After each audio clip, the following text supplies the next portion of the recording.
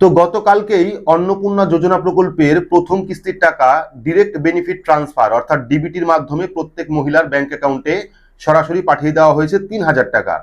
ইতিমধ্যেই বহু মহিলার অ্যাকাউন্টে সেই টাকা ক্রেডিট হয়ে গেছে, আপনারা ব্যাংকে অ্যাকাউন্টে টাকা পেয়ে গেছেন। আবার বহু মহিলার ক্ষেত্রে এখনো পর্যন্ত ব্যাংক অ্যাকাউন্টে কোনো রকম টাকা আসেনি।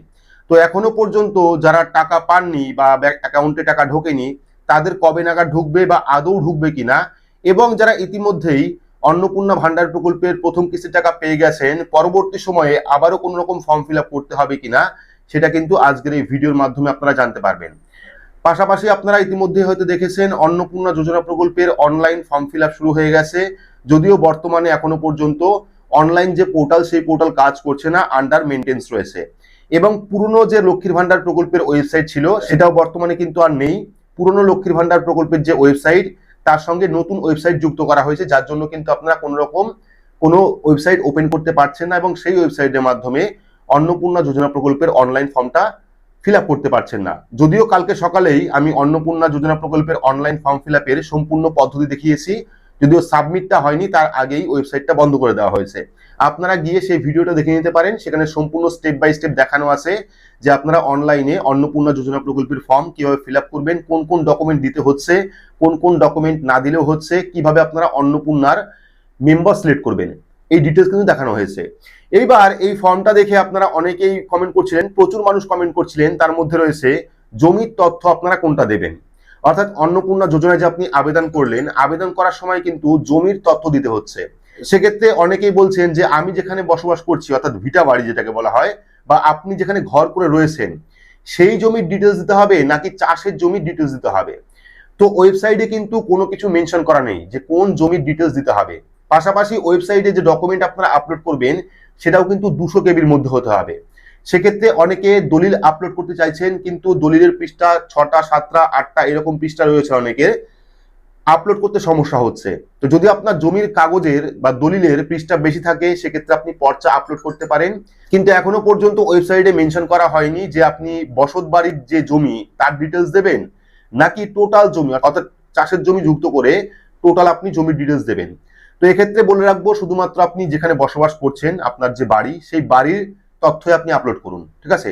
কারণ ডকুমেন্ট অনেকগুলি হবে, অতগুলি ডকুমেন্ট আপলোডের জায়গা কিন্তু খুবই কম, 200 কেবি জায়গা দেওয়া হয়েছে। সেক্ষেত্রে পারলে আপনারা বাড়ির জমির অর্থাৎ যেখানে আপনি বসবাস করছেন সেই জমির দলিল আপলোড করে দিন, অথবা আপনারা পর্চা আপলোড করে দিন। চাষের জমির যে তথ্য সেটা আপলোড না করলেও হবে আপাতত। দ্বিতীয় নাম্বার বলা হয়েছে যে অনেকেই বলছেন যে বয়স কত হতে হবে। তো একই নিয়ম কিন্তু রয়েছে, লক্ষ্মীর ভান্ডার প্রকল্পে আপনারা 25 থেকে 60 বছরের মধ্যে আবেদন করতে পারতেন, 25 বছরের ঊর্ধ্বে এবং 60 বছরের নিচে আপনারা আবেদন করতে পারতেন। এবারও কিন্তু সেম সিস্টেম, অর্থাৎ 25 বছর বয়স হতে হবে এবং 60 বছরের নিচে হতে হবে, তাহলে কিন্তু আপনারা আবেদন করতে পারবেন। অনেকে বলছে যে আমার বয়স হতে আর 2 মাস বাকি, তো 2 মাস পরে আপনারা আবেদন করবেন, তবে 25 বছর কিন্তু বয়স হতেই হবে।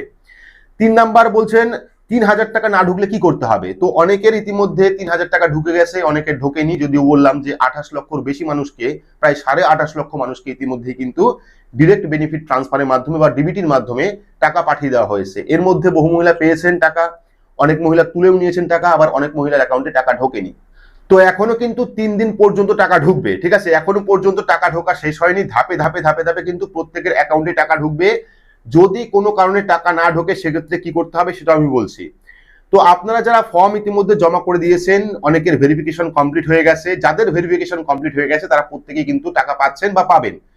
একদিন দুদিন পরে কিন্তু প্রত্যেকের অ্যাকাউন্টে টাকা ঢুকে যাবে। পাশাপাশি এটাও বলা হয়েছে যদি আপনি অন্নপূর্ণা যোজনা প্রকল্পের টাকা না পেয়ে থাকেন বা আপনি আবেদন করেননি বা লক্ষ্মীর ভান্ডার প্রকল্পে নাম রয়েছে অন্নপূর্ণা ভান্ডারে আপনি শিফট হননি, সেক্ষেত্রে কিন্তু আপনারা 3 মাস সময় পাবেন। এর মধ্যে আপনারা যে কোনো সময় অন্নপূর্ণা ভান্ডার প্রকল্পের যে ফর্ম সেটা অফলাইন জমা করতে পারেন অথবা অনলাইন আপনারা ফিল আপ করতে পারেন। যখনই আপনার ফর্ম জমা হয়ে যাবে, ফর্মটা ভেরিফিকেশন হয়ে যাবে এবং তখনই কিন্তু আপনার অ্যাকাউন্টে টাকা চলে আসবে। অর্থাৎ যত ফর্ম জমা পড়বে ধাপে ধাপে কিন্তু প্রত্যেকের অ্যাকাউন্টেই এই অন্নপূর্ণা যোজনা প্রকল্পে 3,000 টাকা ঢুকবে। সেক্ষেত্রে যখন খুশি আপনারা ফর্মটা স্থানীয় পঞ্চায়েত অফিসে গিয়ে জমা করতে পারেন, অথবা অনলাইন যখন চালু হয়ে যাবে, যখন সবকিছু ঠিকঠাক হয়ে যাবে, তখন কিন্তু আপনারা অনলাইনেও সেই ফর্মটি ফিল আপ করে জমা করতে পারেন। অনলাইন জমা করলে কি হবে, আপনাকে অফলাইনে কোথাও ভেরিফিকেশনে যাওয়ার প্রয়োজন পড়বে না।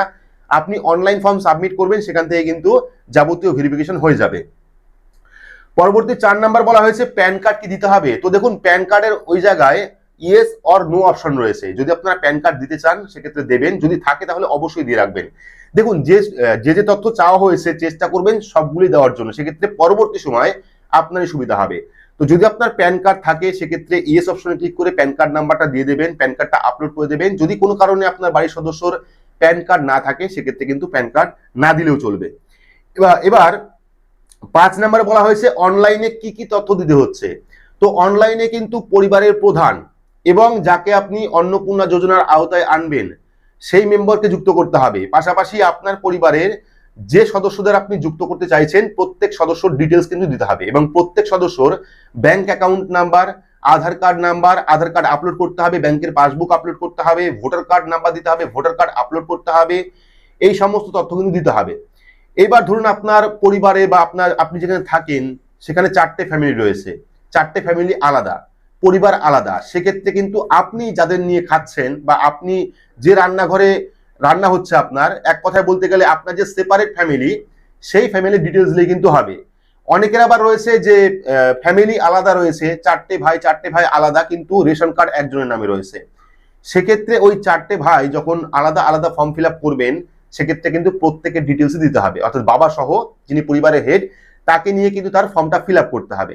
এবং প্রথম 4টে স্টেপে অনলাইন যখন আবেদন করবেন, অনলাইন যখন ফর্ম ফিল আপ করবেন, প্রথম 4টে স্টেপে কিন্তু পুরোটাই পরিবারের প্রধানের ডিটেলস দিতে হবে। পরবর্তী যখন মেম্বার অ্যাড করবেন সেই মেম্বারকে আপনি অন্নপূর্ণা যোজনার আওতায় রাখবেন কিনা সেটা কিন্তু সিলেক্ট করতে হবে। আমি দেখিয়েছি পুরোটা, আপনারা গিয়ে দেখে নেবেন ভিডিওটা।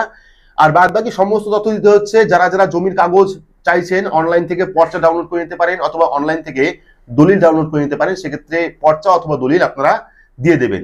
আর প্রথমে কিন্তু রেশন কার্ডের নাম্বার লাগছে, সেটা হলো পরিবারের প্রধানের রেশন কার্ড নাম্বারটা দিতে হচ্ছে, ঠিক আছে। এবার পরবর্তী 6 নাম্বার বলা হয়েছে অনলাইন ফর্ম জমা দিলে আগে টাকা পাওয়া যাবে নাকি অফলাইন ফর্ম জমা দিলে আগে টাকা পাওয়া যাবে। তো যদি আপনি অফলাইন ফর্ম জমা করেন সেটা পঞ্চায়েতে যাবে, পঞ্চায়েতে যাওয়ার পর বিডিওতে যাবে বা মিউনিসিপ্যালিটি অফিসে যাবে, সেখান থেকে ভেরিফিকেশনের পরেই কিন্তু আপনি টাকা পাবেন। আর অনলাইন করলে সুবিধা কি, অনলাইনে আপনি সাবমিট করে দিলেন, সাবমিট করলে কিন্তু পরবর্তী যে আধিকারিক রয়েছে তারা কিন্তু ভেরিফিকেশন করবে। সেক্ষেত্রে আপনি অনলাইন বা অফলাইন দুটোই দিতে পারেন, কোনো রকম সমস্যা নেই।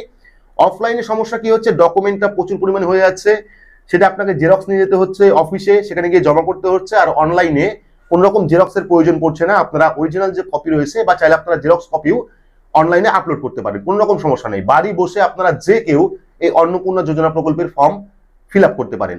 দেখুন ফর্মটা অনেকটা বড়, কিন্তু ফর্মের মধ্যে কিন্তু ফিল আপ করার বেশি জায়গা নেই, শুধুমাত্র বেশিরভাগ জায়গায় টিক চিহ্ন অপশন রয়েছে। আপনারা দেখে নেবেন ফর্মটা, পরিবারের প্রধানের ডিটেলস দেবেন, দেওয়ার পর সদস্যকে যুক্ত করবেন, সেই সদস্য অন্নপূর্ণা ভান্ডার প্রকল্পের আওতায় আসবে কিনা সেটা আপনাকে দিতে হবে। এবং পরবর্তী যদি কোনো শিশু থাকে অর্থাৎ প্রাপ্তবয়স্ক নয়, সেক্ষেত্রে সেই শিশু ডিটেলস দেবেন, তার পোলিও কার্ড রয়েছে কিনা সেই পোলিও কার্ডটা আপলোড করে দেবেন। এইরকম যাবতীয় ফর্ম ফিল আপ কিন্তু রয়েছে অনলাইনে। তো আপনারা দেখে নেবেন, সম্পূর্ণ ভিডিও করা রয়েছে। যদিও এখনো পর্যন্ত অনলাইনে সার্ভার মেইনটেন্স রয়েছে, অর্থাৎ অনলাইন যে পোর্টাল সেই পোর্টালটা আপডেট হচ্ছে। আগের যে লক্ষ্মীর ভান্ডার প্রকল্পের ওয়েবসাইট ছিল সেটা বর্তমানে আর নেই, সেটা কিন্তু এই নতুন পোর্টালে যুক্ত হয়ে গেছে। সেক্ষেত্রে এখন অনলাইনে আপাতত অনলাইন থেকে অফলাইন ফর্মও ডাউনলোড করা যাচ্ছে না বা অনলাইনে আবেদনও করা যাচ্ছে না। এবং পরবর্তী সময় কিন্তু স্ট্যাটাস দেখারও অপশন আসবে।